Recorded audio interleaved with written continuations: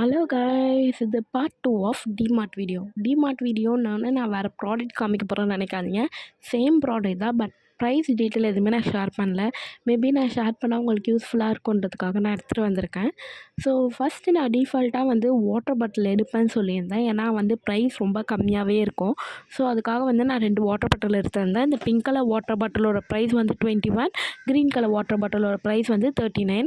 அதுக்கப்புறம் face towel எடுத்திருந்தேன். அது 69 ருபீஸு. ஸோ அது கூடவே நான் இது சோப் எடுத்திருந்தேன். அது நார்மல் ப்ரைஸ் போல் தான், 38 ருபீஸு.